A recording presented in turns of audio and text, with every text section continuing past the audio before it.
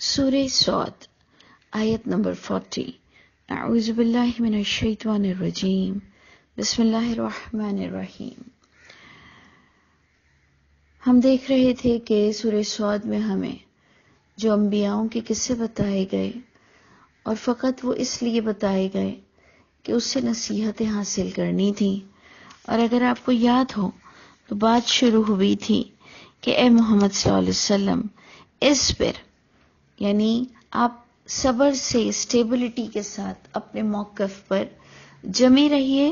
اور سورہ صاد جو سٹارٹ ہوئی تھی اس کا بھی وہی مقصد تھا کہ اللہ تعالیٰ فرما رہے یہ نصیحت والا قرآن ہے اور اللہ تعالیٰ اس قرآن کی قسم کھا رہے ہیں اور محمد صلی اللہ علیہ وسلم کو اپنے حق پر جمے رہنے کا حکم دے رہے ہیں اور نبیوں کے قصے بتا رہے ہیں کہ انہیں کس کس طرح سے مشکلات آئیں، قوم نے ان کو جھٹلایا، ان کو خود بھی کتنی مشکلات آئیں، لیکن نہ انہوں نے اللہ سے بدگمانی کی اور نہ ہی وہ ہمت ہارے. اب جناب ہمارے لیے آج آیت نمبر 41 سے ایوب علیہ السلام کا قصہ چلا آ رہا ہے اور بہت ہی ادب کے ساتھ میں کہہ رہی ہوں کہ سورہ صاد وہ سورت ہے جس میں تفسیر لکھنے والوں نے بڑی ناانصافی کی ہے. میرے نزدیک بہت ہی ناانصافی کی ہے لکھنے میں. صرف ترجمہ لکھ دیتے تو پھر انسان خود دیکھتا کہ اللہ نے کیا بتایا ہے.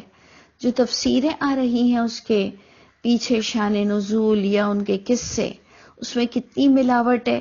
یہ آپ کی اپنی ذمہ داری ہے، آپ کو اللہ کے گھر جواب دینا پڑے گا.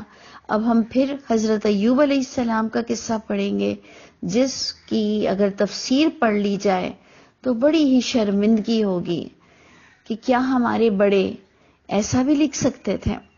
اب یہ آپ کی ذمہ داری ہے، آپ کو مجھے بھی چیک کرنا ہے اور ہمیں سب کو چیک کرنا ہے کہ اللہ کی اس عربی میں آپ دیکھیں قرآن کے ساتھ ہمیں کتنا قصہ مل رہا ہے حضرت ایوب کا. وَاذْكُرْ عَبْدَنَا ایوب، آپ دیکھیں وہی انداز ہے کہ جس طرح آیا کہ اصبر، اور یاد کیجئے ہمارے بندوں کو، ہمارے نیک بندوں کو. وہی تلقین اب پھر آ رہی ہے محمد صلی اللہ علیہ وسلم کو کہ وَاذْكُرْ، اے محمد صلی اللہ علیہ وسلم آپ یاد کریں ایوب علیہ السلام کے قصے کو کہ وہ ہمارے بندوں میں سے تھے. وَاذْكُرْ عَبْدَنَا ایوب، اور ذکر کیجئے ہمارے بندے ایوب کا. اذ نادا، جب پکارا اس ایوب علیہ السلام نے ربہ، اپنے رب کو، اور انہوں نے اپنے رب کو پکار کر کہا بغیر کسی واسطے وسیلے کے، ڈائریکٹ اپنے رب سے دعا کی جو کہ انبیاؤں کا طریقہ تھا. انہوں نے کہا انی مسنی الشیطان، اے اللہ مجھے ڈال دیا ہے، مجھے چھوا ہے، مجھے ٹچ کیا ہے شیطانیت نے، شیطان نے مجھ پر وار کیا ہے بنصبن، اور بڑی تکلیف میں ہوں میں، تکلیف کے ساتھ، وہ عذاب، اور عذاب کے ساتھ اس نے مجھے چھو لیا ہے. اے اللہ میں کس شیطانیت میں آ چکا ہوں. اور پھر اللہ تعالیٰ ان کو جواب میں کہتے ہیں ارکت، کہ اے ایوب ماریے برجلی کا، اپنے پیر کو. یعنی انہوں نے کہا میں بڑا تکلیف میں ہوں اے اللہ، مجھے بڑا عذاب اور تکلیف پہنچ رہی ہے، یعنی میں بڑی مصیبت میں ہوں. تو اللہ نے فرمایا ارکت برجلی کا، ماریے اپنے پیر کو. کیا ہوگا مارنے سے؟ تو آگے اسی کو اللہ ہی ڈیفائن کریں گے. پیر مارنے سے کیا ہوگا کہ ھذا مغتسل بارد وشراب، یعنی جب آپ اپنا پیر ماریں گے تو اللہ آپ کے لیے ایک غسل کا پانی، جو کہ کس طرح سے اب اللہ نے ان کے لیے وے آؤٹ نکالا. کیا اتنے عرصے سے جب وہ پریشان تھے تو فرسٹ ڈے ہی یہ پانی کیوں نہیں آ گیا؟ یہ سمجھنے کی اور سوچنے کی بات ہے، تدبر کرنے کی بات ہے. اگر آپ کو بھی اچھی لگتی ہو تو آپ بھی غور و فکر کیجئے گا کہ کیا ایوب علیہ السلام نے اس سے پہلے دعائیں نہیں کی ہوں گی؟ کیا وہ بہت تکلیف میں، جب تکلیف شروع ہی ہوئی ہوگی، کیا انہوں نے تب دعا نہیں کی ہوگی؟ اور اگر آپ کو یاد ہو تو پچھلے انبیاؤں کو یہی تعارف کرایا گیا ہے کہ یہ اللہ سے بڑے جڑے رہتے تھے، بڑے اواب تھے، بڑے متوجہ رہتے تھے، لیکن ہر تکلیف کے ہٹنے کا ایک وقت ہے۔ اب آپ دیکھیے کہ انہوں نے کہا کہ جب کہ اللہ تعالیٰ مجھے تکلیف بہت پہنچی ہے، تو اللہ تعالیٰ آج اپنے خاص وقت پر آ کر اللہ فرماتے ہیں اچھا اپنا پیر ماریے، اور یہ غسل کی چیز ہے، یعنی یقیناً پانی ہے، میں سمجھتی ہوں، بارد ہے، وہ بھی پانی کی صفت ہے، ٹھنڈا ہے، اور شراب کلیئر ہو گیا، پینے کا آئٹم ہے، یعنی پیر مارنے سے کوئی پینے کا آئٹم نکلے گا اور یہ آپ اس کو غسل کیجئے گا، یہ ٹھنڈا بھی ہے اور اسے آپ پی بھی سکتے ہیں، یعنی قرآن ہی قرآن کو کھولتا ہے۔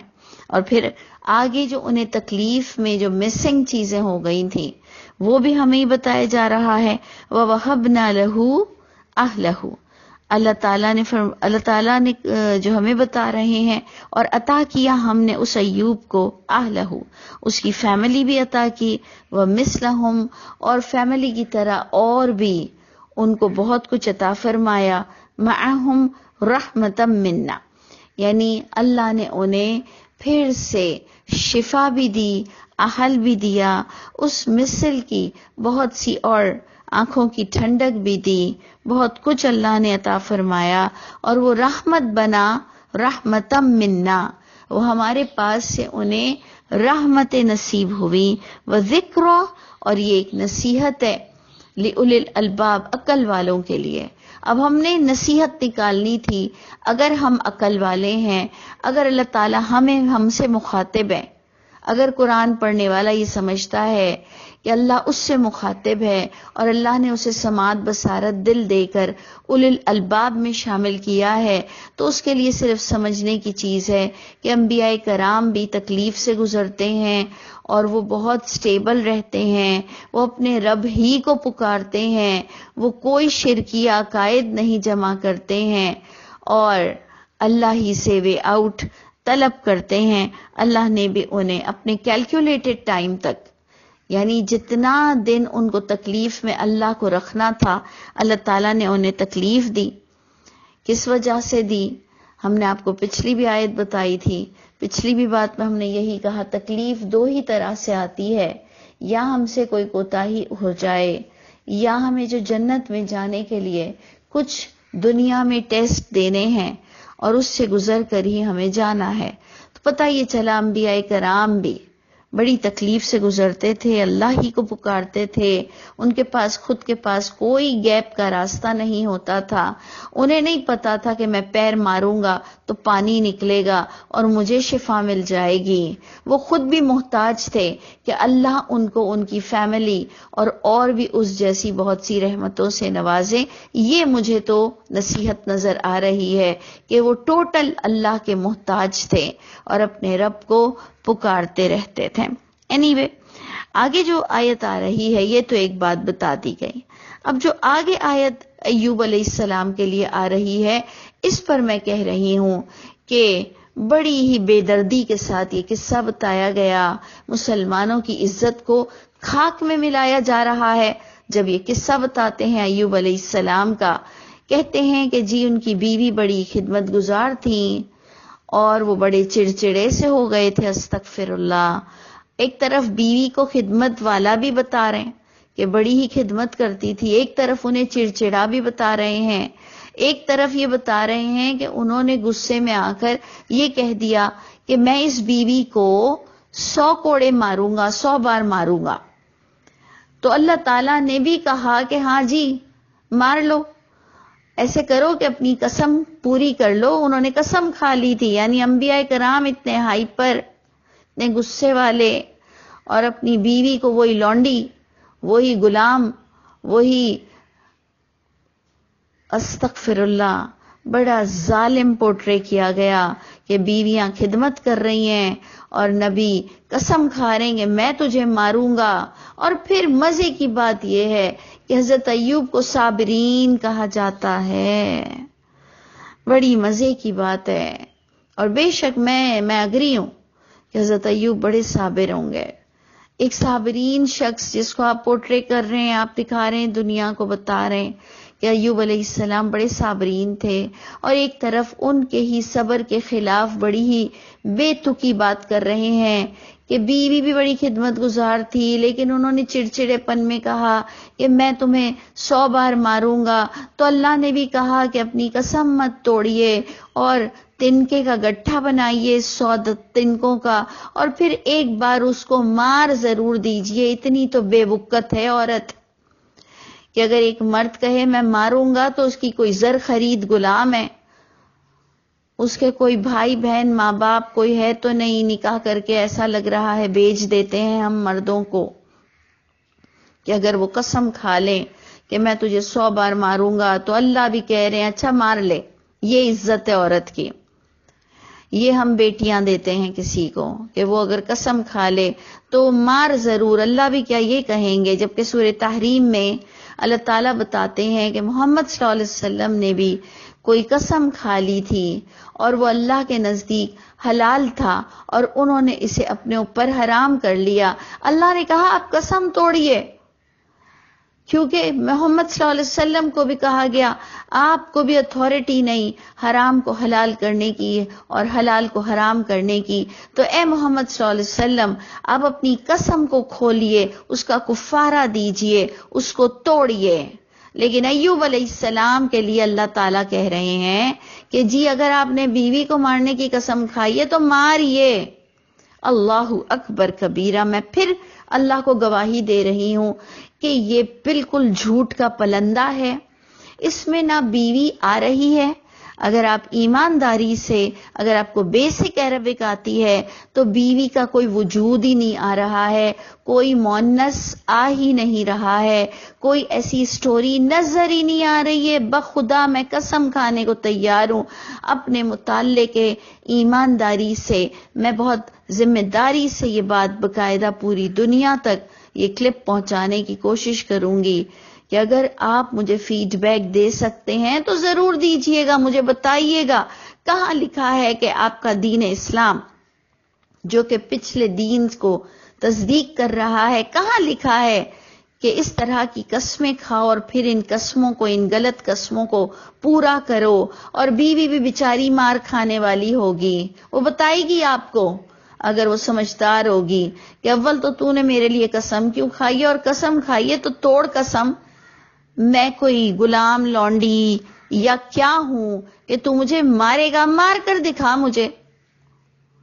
یعنی عورتوں کو بھی اللہ تعالیٰ ایسی توفیق عطا فرمائے کہ یہ اس طرح کی کوئی ذلت نہ برداشت کرے. نہ اللہ کی کتاب میں ایسا ہے، نہ انبیاء کرام ایسے تھے، اور عورتوں کو اتنا ذلیل ہونے کا کوئی حکم نہیں آ رہا کہ انہیں کوئی فضول مار سکے. کسی کی مجال نہیں ہے کہ کوئی شوہر اپنی بیوی پر ہاتھ اٹھا سکے. لیکن اینی وے اس میں کوئی نظر نہیں آ رہا کہ ایوب علیہ السلام نے ایسی کوئی قسم کھائی ہو. ایمانداری سے جس کو بیسک عربک آتی ہے اس کو اس کی عربک دیکھنی پڑے گی کہ ایک تو آپ کو پچھلا بتایا گیا بڑے پریشان تھے، اللہ نے اس دن ان کے لیے وے آؤٹ نکالا، ٹیسٹ ختم ہوا. یعنی کتنے دنوں تکلیف میں رہے لیکن انہوں نے کوئی شرکیہ بات نہیں کی ہوگی.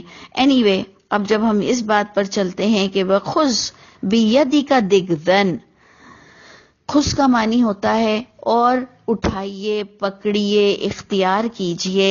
بِيَدِكَ آپ کے ہاتھ میں آپ لیجئے، پکڑیے. دِغْذًا، دِغْذًا کا مطلب آپ ڈکشنری میں ڈھونڈ لیں، تنکوں کا گٹھا اٹھائیے. فَاضْرِب بِهِ، پس ماریے اس کے ساتھ. کس کو ماریے؟ کہاں لکھا ہے بیوی کو ماریے؟ کہاں لکھا ہے بیوی کو ماریے؟ آ رہا ہے آپ گٹھا اٹھائیے. کس کا اٹھائیے گٹھا؟ آپ یہ نہیں کہہ سکتے ہیں کہ جیسے کوئی جڑی بوٹیاں ہیں، جیسے آپ نیم کے پتے کو جھاڑتے ہیں. آج بھی تو آپ اور میں بچوں کو کوئی جونڈس میں، کوئی ہیپیٹائٹس میں، کوئی کس چیز میں ہم کچھ سٹیم دیتے ہیں کسی چیز کی، کسی چیز کو ہم آس پاس میں لٹکا لیتے ہیں، کچھ لوگ لہسن گلے میں دھاگے میں پرو کے ڈال دیتے ہیں. انہیں کہا گیا کہ یہ گٹھا ہے، اس سے اپنے آپ کو جھاڑ لیجئے.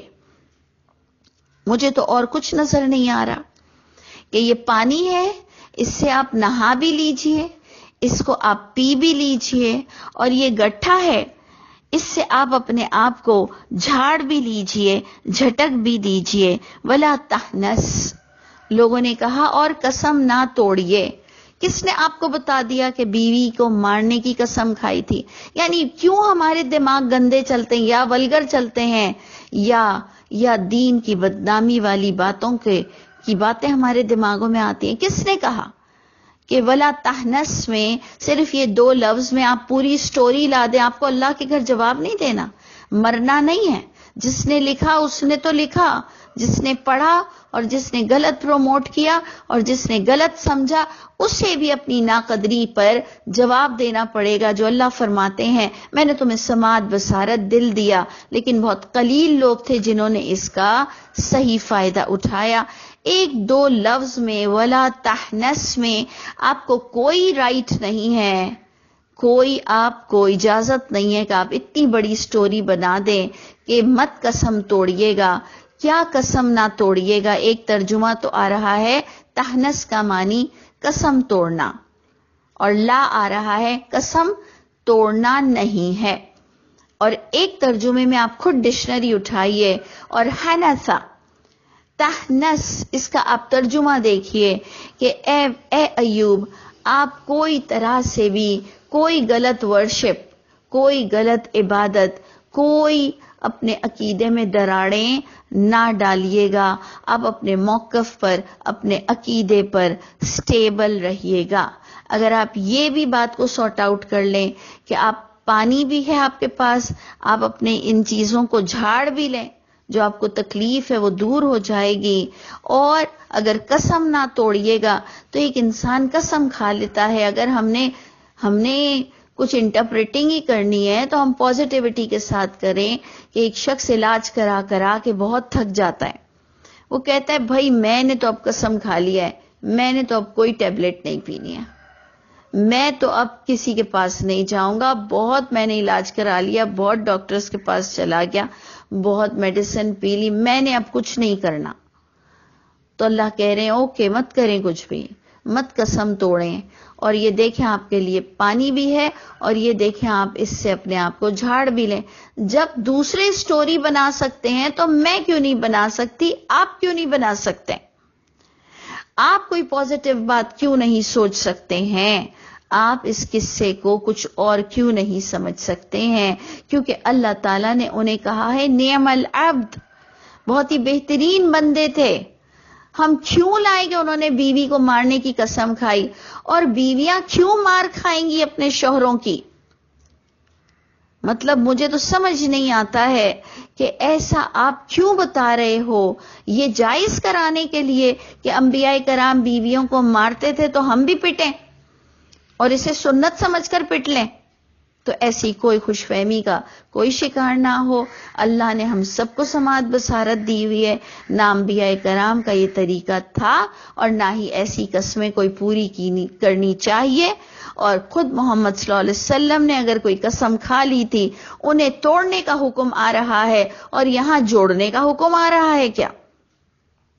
تو یہ فیصلہ آپ کو کرنا ہے کہ اللہ فرما رہے ہیں کہ غلط طریقے پر کوئی مائل نہ ہو، کوئی غلط ورشپ نہ کیجیے گا. اور اگر قسم کا بھی ترجمہ لے لیں، تحنس میں دونوں ترجمے جاتے ہیں کہ اے محمد صلی اللہ علیہ وسلم، اے ایوب، آپ نے کوئی غلط عقیدہ نہیں استوار کرنا ہے اور کوئی اپنی قسم نہ توڑنی ہے. دونوں طرف سے ہمیں پازیٹیو پوائنٹ ملتا ہے. اور اللہ فرماتے ہیں انا وجدناہ صابرا. اینڈ تو دیکھیں کس بات پر ہو رہا ہے کہ بے شک ہم نے پایا اس ایوب علیہ السلام کو بڑا صبر کرنے والا. آپ کو اللہ کے گھر جواب دینا پڑے گا. آپ بتائیے ان آیتوں میں بیوی آ کہاں رہی ہے، مؤنث آ کہاں رہا ہے؟ کیوں ہم یہ سٹوری بناتے ہیں؟ اللہ فرما رہے ہم نے انہیں بڑا ہی صابر پایا تھا۔ تو دیکھ لیجئے سٹوری تو پوری کانٹرڈکٹ کر رہی ہے کہ وہ تو ایک چڑچڑے سے انسان لگ رہے ہیں اور بیوی کو مارنے کی قسمیں کھا رہے ہیں، اور اللہ انہیں صابرین کہہ رہے ہیں۔ یہ تو سب گڑبڑ گھوٹالا ہو رہا ہے۔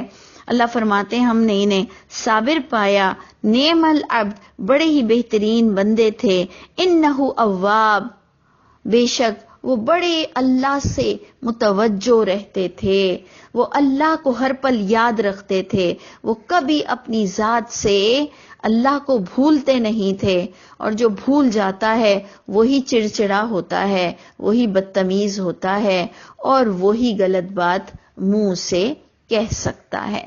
تو اللہ تعالی ہم سب کو انبیاء کرام کی عزت کرنا نصیب فرمائے، اور ہمیں اندھوں کی طرح قرآن پڑھنے سے بچا لے۔ یاد رکھیے گا آپ سب کو، ہم سب کو اللہ کے گھر جواب دینا ہے، چاہے جنہوں نے لکھا ان کو بھی، اور آج اگر ہم نے اندھوں کی طرح مانا ہمیں بھی ساتھ میں ہی عذاب دیا جائے گا، کیونکہ اب انشاءاللہ تعالی ہم سب کی، آپ سب کی ذمہ داری ہے کہ ہم سب نے اللہ کی کتاب کو بہت پیورٹی کے ساتھ پڑھنا ہے اور اسے لوگوں تک پہنچانا ہے۔ اللہ تعالی ہم سب کے حامی و ناصر ہوں۔